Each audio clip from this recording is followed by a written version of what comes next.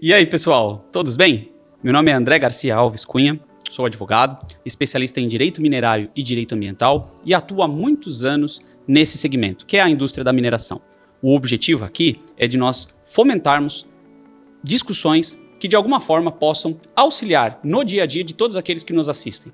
Sejam engenheiros, ou geólogos, ou profissionais da área do direito, executivos de mineração, enfim, não importa. A ideia aqui é o quê? É criarmos ou desenvolvermos de forma teórica, mas sobretudo prática, os assuntos jurídicos que permeiam a atividade minerária, ok?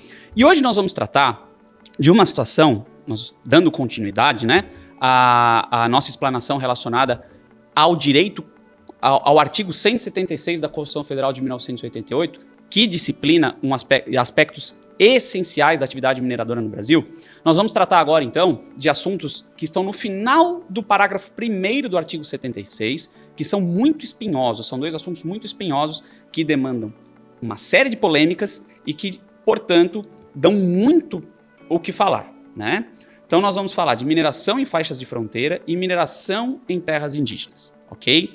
São dois assuntos, como eu falei para vocês, muito espinhosos. Eu vou me permitir aqui ler alguns aspectos para vocês, porque há ainda muito o que se progredir quando a gente trata desse tipo de assunto, ok? Então vamos lá, pessoal.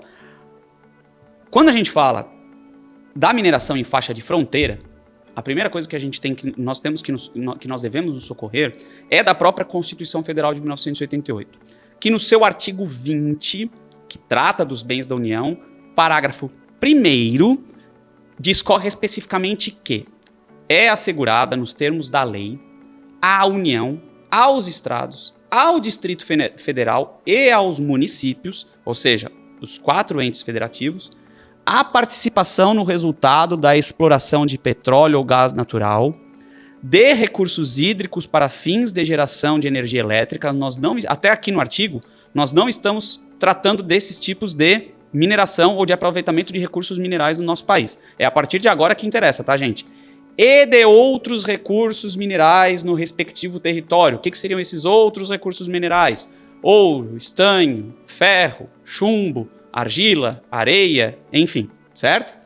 Plataforma continental, mar territorial ou zona econômica exclusiva ou compensação financeira por essa exploração. Ou seja, existe uma participação que é devida à União, aos estados, ao Distrito Federal e aos municípios, né?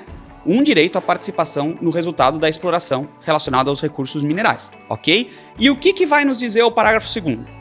A faixa de até, do mesmo artigo 20, a faixa de até 150 quilômetros de largura ao longo das fronteiras terrestres, designada como faixa de fronteira, é considerada fundamental para a defesa do território nacional e sua ocupação e utilização serão reguladas em lei. Problema, né? Quando ocorre a mineração e quando é devida a participação à União, aos estados, aos distritos federais e aos municípios, nessas faixas de fronteiras que está disciplinada no parágrafo 2º. E qual que é a norma que disciplina a mineração nas faixas de fronteira, tendo em vista, né, essa disposição constitucional que eu li agora para vocês? É a Lei 6634 de 1979. Especificamente, nós podemos abstrair da leitura do artigo 3º dessa norma o quê?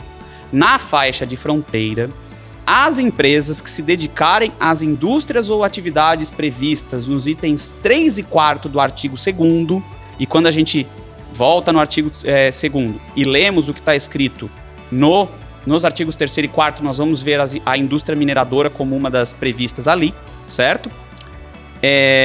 Então, deverão obrigatoriamente satisfazer as seguintes condições. Olha aqui como é difícil, né? Faixa de fronteira que normalmente é sempre muito complicadinha essa questão de faixa de fronteira, porque os países, né, eles sempre tendem a passar um pouco, né, de um lado para o outro. Mas vamos lá. Pelo menos 51% do capital pertencer a brasileiros. Tá? Então, as empresas e pessoas jurídicas que explorarem minérios em faixa de fronteiras têm que respeitar isso. Pelo menos 51% do capital social, né, tem que pertencer a brasileiros. 2. Pelo menos 2/3 dos trabalhadores serem brasileiros. Olha que dificuldade, né? Que é muito comum nas faixas de fronteira. No Brasil, buscarem serem captados, enfim, né, não sei como, serem recrutados, acho que essa é a melhor expressão, serem recrutados pessoas que vivem do outro lado da fronteira, estrangeiros trabalhando aqui, né? Mas pelo menos 2/3 dos trabalhadores têm que ser brasileiros. E 3, caber à administração ou gerência a maioria de brasileiros assegurados a estes os poderes predominantes. Olha só, é uma situação extremamente complexa, não apenas de preencher esses requisitos legais, como a própria União, ou os estados, ou os municípios, ou o próprio Distrito Federal, enfim, mas aqui nós estamos falando mais especificamente da União, os estados, o Distrito Federal e os municípios terão participação, né, na exploração do recurso. Mas aqui, por se tratar de faixa de fronteira, e como nós estamos falando de um interesse estratégico da União, quem fiscaliza é a União. Então é muito complicado para a União fiscalizar se está ou não havendo preenchimento dessas condicionantes nas atividades desenvolvidas nas faixas de fronteira, e não é diferente quando a gente fala da indústria mineradora, certo? Então é um assunto muito espinhoso, muito complicado, demanda para empresas que eventualmente tenham interesse em instalarem suas atividades em faixas de fronteira se socorrerem de assessorias jurídicas especializadas. Quando a gente fala de direito da mineração e direito ambiental, isso já serve para qualquer tipo de atividade desenvolvida, seja qual for o local. Porém, quando a gente fala de faixas de fronteira, o assunto ganha uma relevância ainda maior no aspecto das dificuldades para que se preencham os requisitos legais para uma atividade legalmente constituída, ok? E agora vamos passar rapidamente, né, para um outro assunto muito complicado, que é a mineração em terras indígenas. De novo, para compreendermos como que se deve dar esse tipo de atividade em terras indígenas, devemos, antes de mais nada, nos socorrermos da própria Constituição Federal. Então precisamos fazer a leitura do artigo 231, parágrafo 3º da Constituição. Pois bem, o artigo 231 da Constituição trata especificamente num capítulo destinado aos índios. Eu vou ler o caput, depois eu vou passar para vocês, vou ler o parágrafo 3º. São reconhecidos aos índios sua organização social, costumes, línguas, crenças e tradições, e os direitos originários sobre as terras que tradicionalmente ocupam, competindo à União demarcá-las, proteger e fazer respeitar todos os seus bens, ok? Então nós temos esse caput que dá uma ampla proteção aos índios de forma geral. Porém, fazendo a leitura do parágrafo 3º, o que nós vemos? O aproveitamento dos recursos hídricos, incluídos os potenciais energéticos. Não estamos tratando de recursos hídricos aqui nos nossos programas, agora interessa a partir de agora. A pesquisa e a lavra das riquezas minerais em terras indígenas só podem ser efetivados com autorização do Congresso Nacional, ouvidas as comunidades afetadas, ficando-lhes assegurada participação nos resultados da lavra na forma da lei, certo? Ou seja, é possível mineração em terras indígenas. Problema? Além do preenchimento dos requisitos constitucionais, né, e que nós temos aqui a autorização do Congresso Nacional e ouvidas as comunidades afetadas, nós temos ainda um terceiro requisito, que é a participação nos resultados da lavra na forma da lei. Só que ainda não existe essa lei. Então nós estamos aqui no ano de 2023 e ainda não há uma norma que discipline de forma efetiva esta hipótese prevista constitucionalmente, o que gera uma insegurança jurídica e acaba gerando uma série de conflitos entre quem? Entre os mineradores, entre aqueles que querem fazer o aproveitamento das substâncias minerais nas áreas e a comunidade indígena. Nós temos hoje inúmeras autorizações de pesquisa concedidas em áreas indígenas na Agência Nacional de Mineração, né? Então nós temos concessões de lavra para locais em que se encontram comunidades indígenas. Só que há sempre um grande conflito entre a comunidade e o minerador. Por quê? Porque não existem regras claras do aproveitamento desses recursos minerais, o que acaba impactando de forma muito negativa e prejudicial ambas as partes, ok?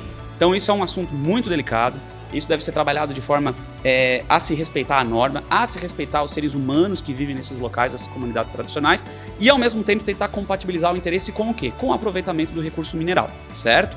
Lembre-se, nós já conversamos aqui acerca disso em outras oportunidades nas nossas gravações, certo?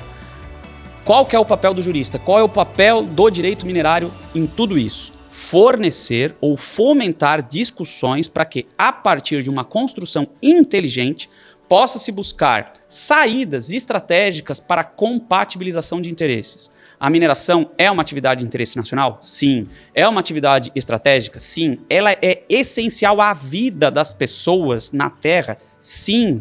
Então, é fundamental que ela seja compatibilizada com outros interesses.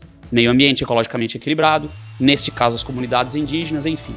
Então, fica aqui então essa mensagem aqui para vocês, desses dois assuntos muito complexos a serem trabalhados quando a gente fala em direito da mineração. Lembrando, é fundamental o acompanhamento de equipes multidisciplinares e especialistas em demandas como essa.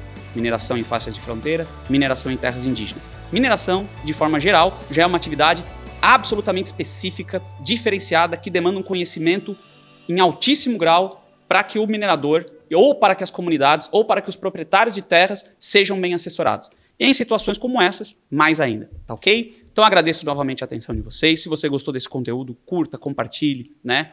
Marque um amigo se você acha que ele pode ter interesse nesse conteúdo. E é isso aí. Sigamos em frente, um abraço e até a próxima.